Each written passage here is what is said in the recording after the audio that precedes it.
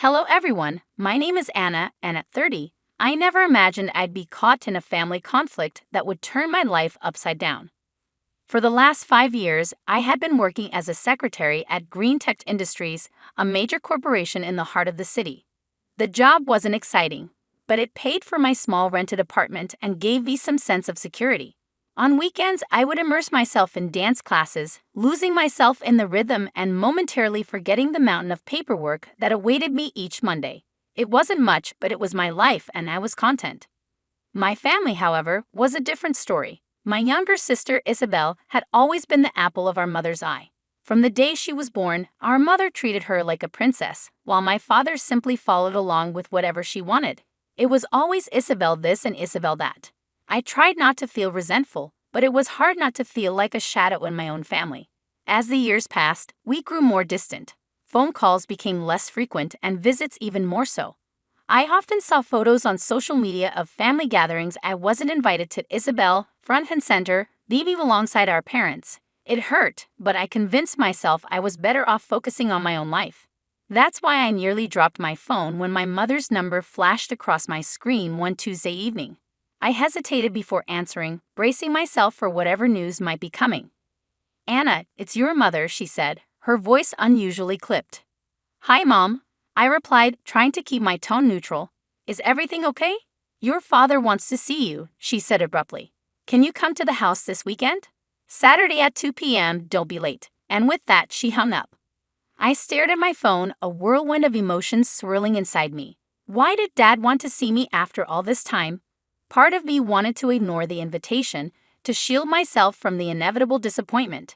But curiosity won out, and I decided to go, if only to find out what was going on. That Saturday, I found myself standing outside my parents' grand house, taking a deep breath. The house looked the same as always, a symbol of their success and a reminder of the life I never quite fit into. I rang the doorbell, half expecting no one to answer. To my surprise, the door swung open and there stood my mother, her face a mask of polite indifference. "You're here," she said, stepping aside to let me in. "Everyone's in the living room." Inside, the atmosphere was tense. My father, looking pale and frail, was seated on the couch. Isabel and her husband Lucas were there too, both wearing expressions of concern. I perched on the edge of an armchair, feeling like a stranger in my own family's home. Dad cleared his throat, his voice trembling as he spoke. "I have something to tell you all," he began, his gaze sweeping across the room.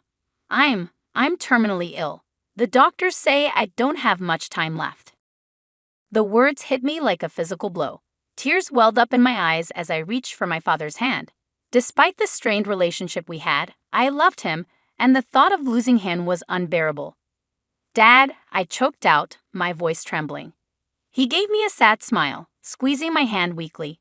Isabel let out a dramatic sob, burying her face in Lucas's shoulder. My mother, however, remained stoic, her lips pressed into a thin line.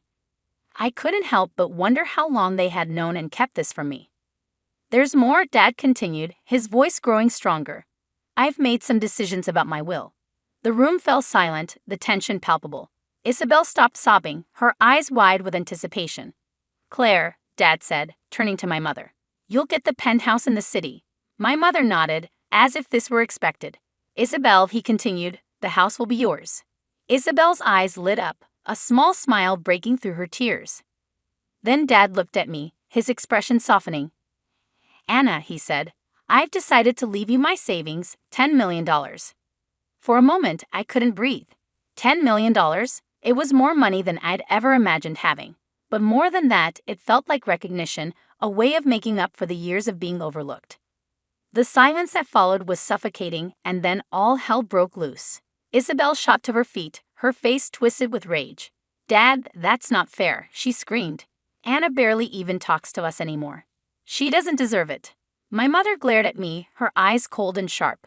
"John, you need to change your will. Anna doesn't deserve this. She's not part of this family." I sat there stunned as they berated me. But then, to my surprise, my father slammed his fist on the coffee table, his face flushed with anger. "Enough," he roared. "This is my decision and I won't change it. Claire, I've let you influence me for far too long. I've neglected Anna because of you, and that ends now." The room fell silent once more. I stared at my father, seeing him in a new light. For the first time, he was standing up for me. Anna, he said, turning to me with sorrow in his eyes. Can you ever forgive me? I've been a terrible father to you. Tears streamed down my face as I moved to embrace him. I forgive you, Dad. I love you, I whispered. We held each other for what felt like an eternity, and when we finally pulled apart, Dad looked exhausted. I need to rest now, he said, slowly getting to his feet. Anna, thank you for coming. As my father left the room, the atmosphere shifted dramatically. My mother stepped forward, her face twisted in fury. Listen here, Anna, she hissed. You need to do the right thing and give up your share of the inheritance. No, I said, my voice firm despite the turmoil I felt inside. Dad wants me to have it, and I'm respecting his wishes. Isabel stormed up to me, jabbing her finger into my chest. You'll regret this, Anna. Mark my words. Over the next few weeks, I received a barrage of calls and messages from both my mother and Isabel, each more hostile than the last, demanding I give up the inheritance. I ignored them, focusing on my work and dance classes, trying to find some sense of normalcy amidst the chaos. Then, one Tuesday morning, I got the call I had been dreading. Dad had passed away in his sleep. The funeral was a blur of black clothing and somber faces. My mother and Isabel put on an exaggerated display of grief, with Isabel even wearing an expensive jewelry set that caught the light as she dabbed at her dry eyes. After the service, we gathered at the house. I watched in disgust as Isabel made a show of removing her jewelry and carefully tucking it into her purse. That's when it happened. My jewelry! Isabel shrieked suddenly, her hands flying to her neck. It's gone! Someone stole it! My mother's gaze locked onto me, cold and accusing. Well, isn't it convenient that the only person who stands to gain so much was here all day? She sneered. I felt the blood drain from my face as I realized what was happening. They were setting me up. You can't be serious, I stammered. I didn't take anything. Lucas stepped forward, his voice dripping with false concern. Then you won't mind showing us what's in your purse, right, Anna? I clutched my bag tighter, my mind racing. I knew I was innocent, but something told me that wouldn't matter. No, I said firmly. I don't have to prove anything to you. Lucas pulled out his phone. Then you leave me no choice. I'm calling the police. As he dialed, a smirk crept across Isabel's face. It was in that moment that I realized just how far they were willing to go. When the police arrived, Isabel launched into a tearful account of her stolen jewelry, painting herself as the grieving daughter who had been victimized on the day of her father's funeral.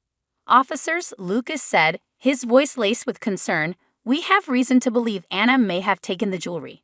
She's refusing to show us the contents of her purse. The older officer turned to me. Ma'am, would you mind opening your purse for us? With shaking hands, I opened my purse, and to my horror, the officer pulled out Isabel's necklace and bracelet. This is impossible, I stammered. I didn't take these. I'm being set up.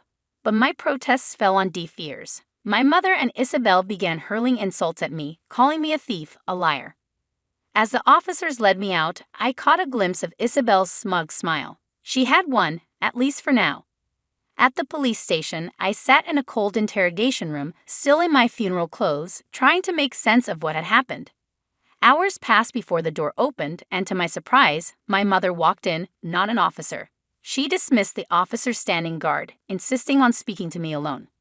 As soon as the door closed, her demeanor shifted entirely. Gone was the grieving widow, replaced by a cold, calculating woman I barely recognized. Listen carefully, Anna, she hissed, leaning close. You have one chance to fix this. Give up the inheritance. Sign it over to Isabel, and all of this goes away. The charges, the scandal, everything.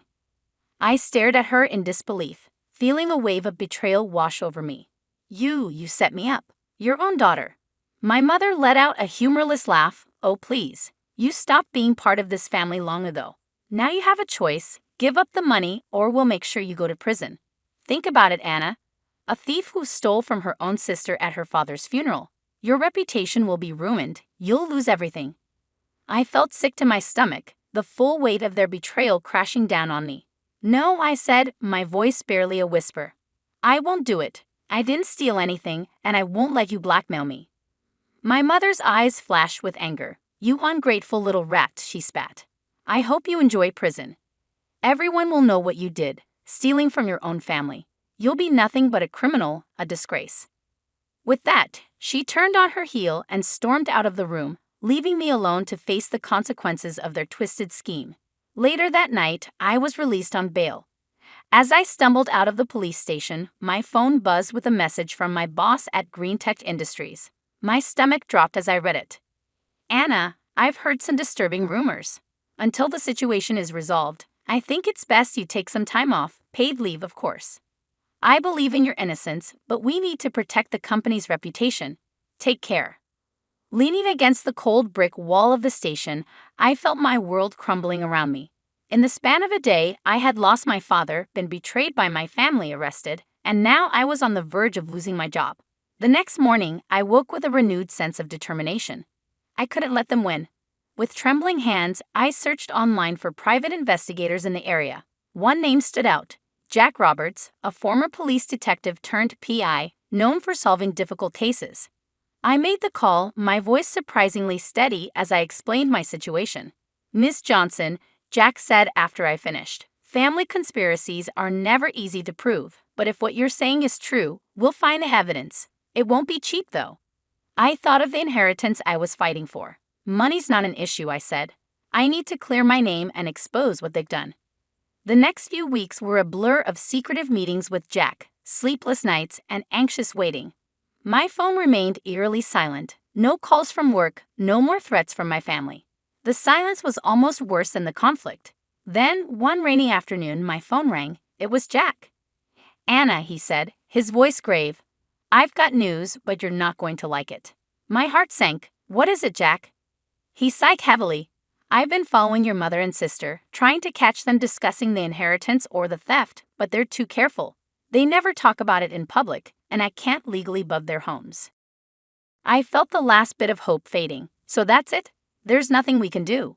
"Not exactly," Jack replied, hesitation in his voice. "I did find something, but it's not related to your case. It's about your sister." I sat up straighter. "What about her?" "She's having an affair, Anna. I have photographic evidence of her entering a hotel with a man who's definitely not her husband.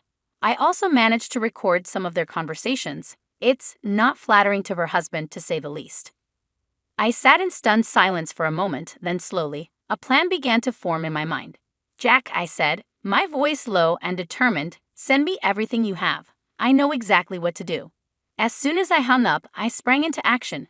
I spent the next hour poring over the photos and recordings Jack had sent. Finally, I selected the most incriminating photo, Isabel entering the hotel with her lover, and sent it to Lucas with a simple message: "Interested in knowing what happened next? Meet me at Café Sol tomorrow at 2 p.m.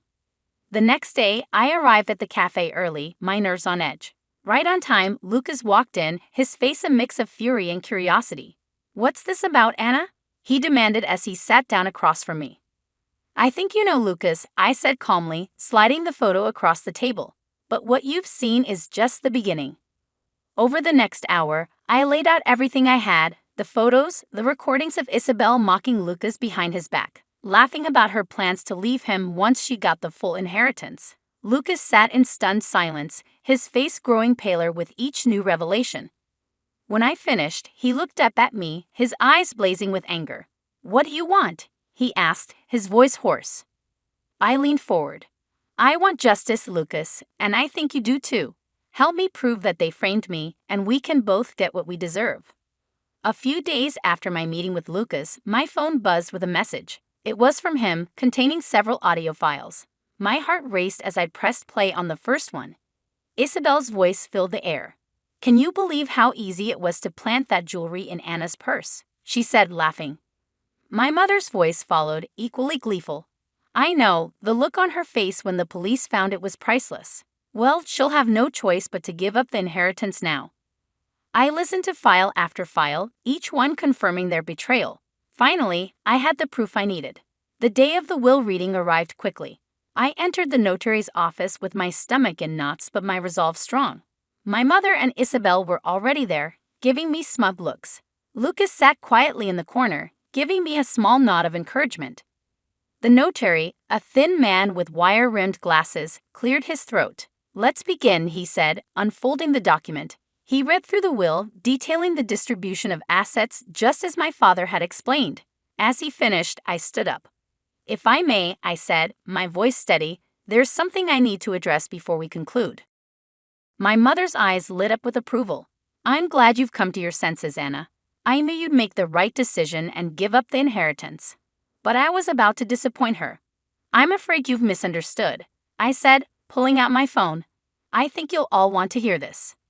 I pressed play, and the room filled with the sounds of their plotting. My sister's laughter, my mother's cold, calculated words. As the recording played, I watched the color drain from their faces. Isabel let out a strangled gasp, while my mother sat frozen, her lips pressed into a thin line.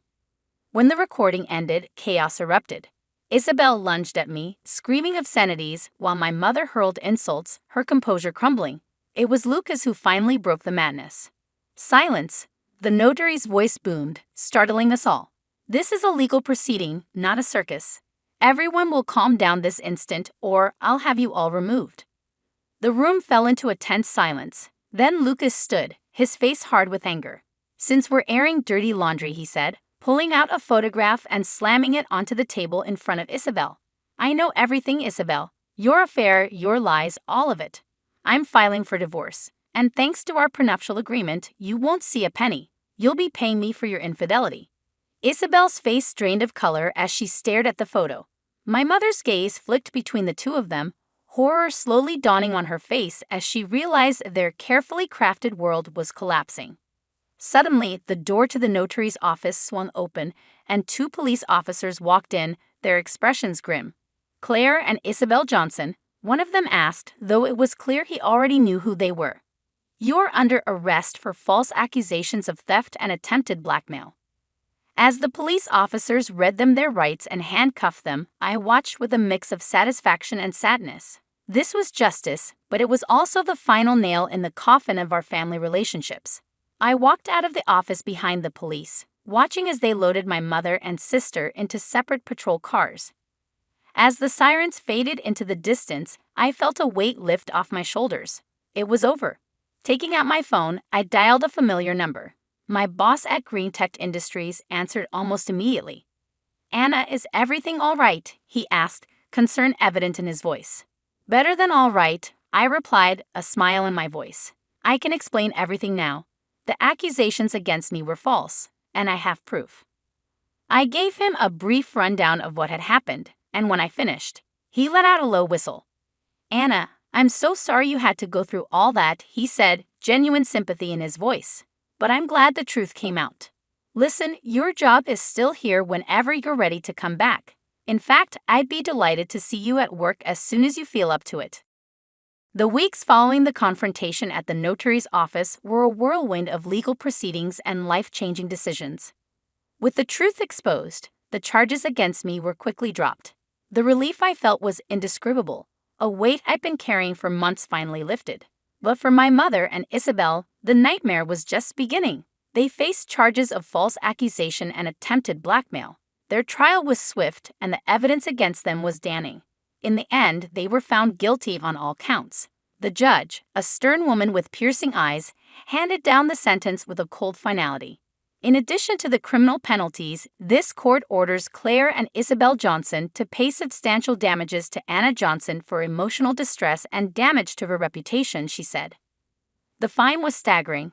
My mother went pale as the amount was read out, while Isabel burst into tears. In the days that followed, I watched from a distance as their lives unraveled. My mother, with no other choice, was forced to sell the penthouse my father had left her. Isabel had to sell the house she had inherited to cover her share of the damages. Lucas followed through with his divorce, demanding compensation for her infidelity. They had lost everything, their wealth, their social standing, and their security, all because of their greed and cruelty. As for me, I found myself in a position I never dreamed possible. With the inheritance from my father and the damages from my mother and Isabel, I had more money than I ever imagined. I bought a beautiful apartment in a quiet part of town, spacious, bright, and most importantly mine. The rest of the money I invested wisely, ensuring a steady income for the future. As I stood in my new apartment, looking out over the city skyline, I couldn't help but reflect on the tumultuous journey that had brought me here. The pain, the betrayal, the fight for justice, it had all led to this moment. Part of me felt sorry for my mother and Isabel, But a larger part knew they were facing the consequences of their own actions. They had tried to take everything from me, and in the end, they had lost it all. My phone buzzed with a message from my boss, confirming my return to work the following week. I smiled.